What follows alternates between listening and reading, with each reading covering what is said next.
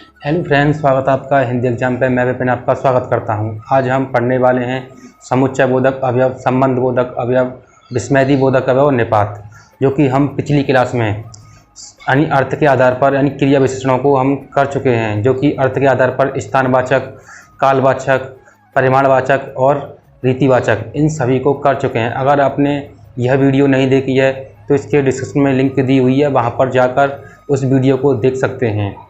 दोस्तों, आज हम शुरू करते हैं जो कि समुच्चय बोधक यानी संबंध बोधक अवयव, समुच्चय बोधक अवयव। संबंध बोधक अवयव से आपके एग्जाम में 2 प्रश्न आने की संभावना रहती है, क्योंकि आप यानी UPSSC के UPSI के एग्ज़ाम देंगे तो यहाँ से कई बार एग्ज़ाम में यहाँ से मोस्ट इम्पोर्टेंट है, क्योंकि यहाँ से कई बार एग्ज़ाम में प्रश्न पूछे जाते हैं। जैसे इसकी परिभाषा है, जो अवयव किसी संज्ञा के बाद आकर उस संज्ञा का संबंध उस संज्ञा का संबंध वाक्य के दूसरे शब्द से दिखाते हैं, उसे क्या कहते हैं? संबंध बोधक अवयव कहते हैं। यानी एक वाक्य का संबंध दूसरे वाक्य से दिखाते हैं। इस प्रकार से हमें उदाहरण के माध्यम से समझते हैं, जब समझ में आएगा। इसके कुछ उदाहरण दिए हुए हैं जो संबंध का बोध कराते हैं। जैसे मैं, से, पर, के ऊपर, के नीचे, से ऊपर, से नीचे, से आगे, से पीछे, की ओर, के सामने, के भीतर, के बाहर, के निकट, के बिना, भर, तक।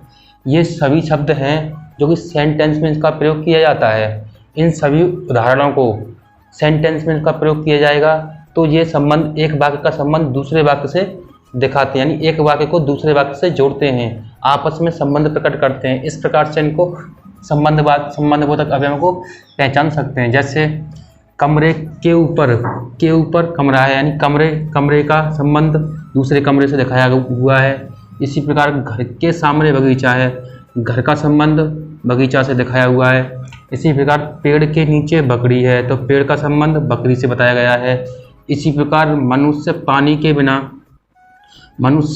बिना मनुष्य का संबंध जीवन से है, यानी पानी के बिना जीवित नहीं रह सकता। इसी प्रकार हमें सफलता मिलने तक प्रयास करते रहना चाहिए, यानी सफलता का संबंध प्रयास से है। अगर हम सफलता पाना चाहते हैं तो हमें प्रयास करना पड़ेगा। अगर आपको सफलता प्राप्त करनी है तो आपको मुझसे पढ़ना पड़ेगा। इस प्रकार से आप हिंदी को अच्छे से कर सकेंगे। जैसे नंबर 3, समुच्चय बोधक अवयव। मुझे लगता है संबंध बोधक अवयव में कोई परेशानी नहीं होगी और अच्छे से समझ में आ गया होगा सेंटेंस के माध्यम से। इसी प्रकार समुच्चय बोधक अवयव 2 शब्दों के वाक्यांशों या वाक्यों को, यहाँ पे क्या जोड़ता है? वाक्यांशों या वाक्यों को परस्पर जोड़ने वाले शब्द समुच्चय बोधक अवयव कहे जाते हैं। यहाँ पे न कि संबंध बताने वाला होता है, यहाँ पे 2 शब्दों यानी 2 वाक्यांशों जो शब्द होते हैं, या तो 2 वाक्यांशों को जोड़ेंगे या पूरे वाक्य को जोड़ेंगे, यानी 2 इस प्रकार से जोड़ते हैं। इसके कुछ उदाहरण के माध्यम से हम समझते हैं। इसी प्रकार जैसे और, परंतु, या, इसलिए, तो, यदि, क्योंकि, वह, जो, एवं, तथा, कि, अथवा, नहीं तो, क्या, लेकिन, यद्यपि, ताकि, अर्थात, अतएव।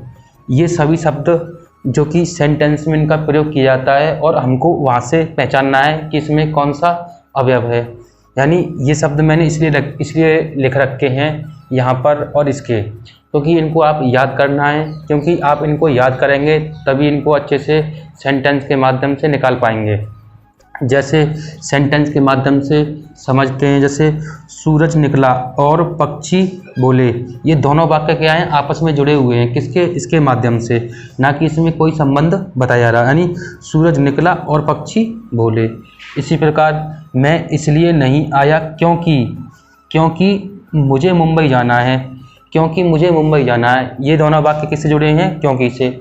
इसी प्रकार से वह आए तो मैं जाऊं, यानी कौन आए? वह आए तो मैं जाऊं। तो यहाँ पे किसका संबंध बताया गया है? समुच्चय बोधक अवयव का। इसी प्रकार राजीव और संजीव भाई हैं, यानी दोनों क्या हैं? भाई हैं। किससे जुड़े हुए हैं? समुच्चय बोधक अवयव से। तो इस प्रकार से आप अच्छे से पहचान सकते हैं इन शब्दों को याद करके। इसी प्रकार सुबह गया और शाम को लौट आया। तो इस प्रकार इन सभी समुच्चयबोधक अवयवों को हम याद करके अच्छे से समुच्चयबोधक अवयवों को कर सकते हैं, क्योंकि यहाँ से कई बार आपके ऑप्शनल भी आ जाते हैं, क्योंकि ये शब्द दे दिए जाते हैं तो ऑप्शन में भी पूछा जा सकता है इसमें समुच्चयबोधक अवयव कौन सा है। तो आपको ये याद करने याद करने पड़ेंगे, आपको इसकी कोई ट्रिक नहीं है, आपको याद ही करना पड़ेगा। जो कि अब देखते हैं नंबर 4 है विस्मयदिबोधक अवयव। विस्मयदिबोधक अवयव जिसमें इसकी परिभाषा है जिसमें हर्ष, शोक, घृणा के भाव का बोध हो, वे शब्द क्या कहलाते हैं? विस्मयदिबोधक अवयव कहलाते हैं। यानी जिसमें हर्ष, शोक, घृणा, यानी जैसे किसी शोक में डूबा हुआ है, किसी को घृणा है एक दूसरे से, इस प्रकार से ये सभी शब्दों का प्रयोग किस में किया जाता है? विस्मयदिबोधक अवयव में किया जाता है। इसका एक सबसे पहचानने का तरीका है, सबसे सरल तरीका, इसमें जो कि खड़ी पाई का प्रयोग किया जाता है, यानी विस्मोदी चिन्ह, विस्मयदिबोधक चिन्ह का प्रयोग किया जाता है इसमें। जैसे अगर हम कुछ शब्दों को करेंगे, जैसे वहा, इसमें विस्मोदी चिन्ह का प्रयोग किया जाएगा। जैसे आहा, इसमें भी हाय, त्राही त्राही, ओहो, शाबाश, जय, अच्छा, इन शब्दों में किसका प्रयोग किया था? विस्मयदिबोधक अवयव का। जैसे उदाहरण के माध्यम से हमने जानेंगे, जैसे हाय वह चल बसा, यानी यहाँ पे किसका प्रयोग किया है? विस्मयदिबोधक अवयव का। जैसे भला तुम उत्तीर्ण हो जाओ, तो यहाँ पे किसका प्रयोग किया है? विस्मयदिबोधक चिन्ह का। शाबाश, तुमने अच्छा कार्य किया, तो किसका प्रयोग किया है? विस्मयदिबोधक अवयव का। हाय, जैसे हाय, इसका प्रयोग यहाँ पे भी कर सकते हैं। जैसे हाय अब चारों ओर त्राही त्राही मच गई, तो यहाँ पे किसका प्रयोग किया है? विस्मयदिबोधक चिन्ह का। इसी प्रकार निपात को हम जानने का प्रयास करेंगे, क्योंकि आज के कंपटीशन में निपात से ज़्यादा प्रश्न पूछे जाते हैं। निपात के मैंने कुछ शब्द लिख रखे हैं, पहले इसकी परिभाषा जानते हैं, क्योंकि परिभाषा से ही प्रश्न बनने की संभावना रहती है। जैसे मूलतः निपात का प्रयोग अवयवों के लिए होता है, यानी आपको पूछा जाए कि निपात का प्रयोग किसके लिए होता है? अवयवों के लिए होता है। लेकिन ये क्या होते हैं? शुद्ध अवयव नहीं होते हैं। कैसे अवयव नहीं होते? शुद्ध अवयव नहीं होते। ये भी पूछा जाता है कि कौन सा अवयव शुद्ध अवयव नहीं होते हैं? तो निपात कैसे होते हैं? शुद्ध अवयव नहीं होते हैं। और इसका कोई लिंग वचन नहीं होता है। इनका क्या होता है? कोई लिंग या वचन नहीं होता। ये अपने आप में क्या होते हैं? स्वतंत्र होते हैं, शुद्ध नहीं होते हैं। जैसे उदाहरण, ये कुछ शब्द हैं, तो, ही, भी, तक, सिर्फ, केवल, जी हाँ, मत, क्या, काश, सा, ठीक, करीब, लगभग, तकरीबन, नहीं, जी नहीं आदि। ये कुछ शब्द हैं, इन शब्दों से ही आपके एग्जाम में प्रश्न मिलेगा। यानी ये शब्द सेंटेंस में लगे होंगे तो आपको पहचानना है, क्योंकि यहाँ पे 2 डाउट हैं। जैसे तक यहाँ पे भी है, और यहाँ पे क्या, जो कि ये समुच्चयबोधक अवयव में भी दिया हुआ है, जबकि तक संबंधबोधक अवयव में दिया हुआ है। अगर आपको तक आए तो क्या टिक करना है? तो आपको टिक करना है क्या? संबंधबोधक अवयव। अगर आपको निपात नहीं दिया होगा जब टिक करना है, निपात उसमें नहीं दिया होगा जब टिक करना है। अगर निपात दिया हो तो निपात को टिक करना है, क्योंकि कभी भी एग्जामिनर ऐसा नहीं रखेगा कि हमारा प्रश्न हाई कोर्ट में पहुंच जाए। यानी इस प्रकार से, क्योंकि उसी प्रकार से ऑप्शन बनाए जाएंगे और आपको उसी प्रकार से टिक करना है। जैसे मैं सिर्फ फल खाऊंगा, तो सिर्फ का प्रयोग हुआ है इसमें, यानी मैं सिर्फ फल खाऊंगा, तो ये कैसा शब्द है? निपात है। इसी प्रकार वहाँ लगभग सभी आदमी पहुँच गए, तो यानी वहाँ लगभग कैसा शब्द है? निपात है।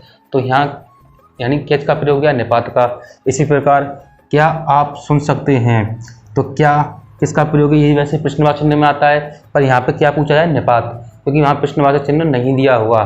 तो इस प्रकार से ऑप्शन बनाए जाएंगे और आप अच्छे से यानी एकाग्रता से अपने प्रश्न को हल करना है। जैसे क्या आप सुन रहे हैं, तो आप क्या, यहाँ पे क्या है? निपात है। इस प्रकार इस बात को एक मूर्ख भी जानता है, तो यहाँ भी आ गया, तो क्या शब्द है? भी निपात है। इन शब्दों से ही आपको यहाँ से प्रश्न मिलने की संभावना रहेगी।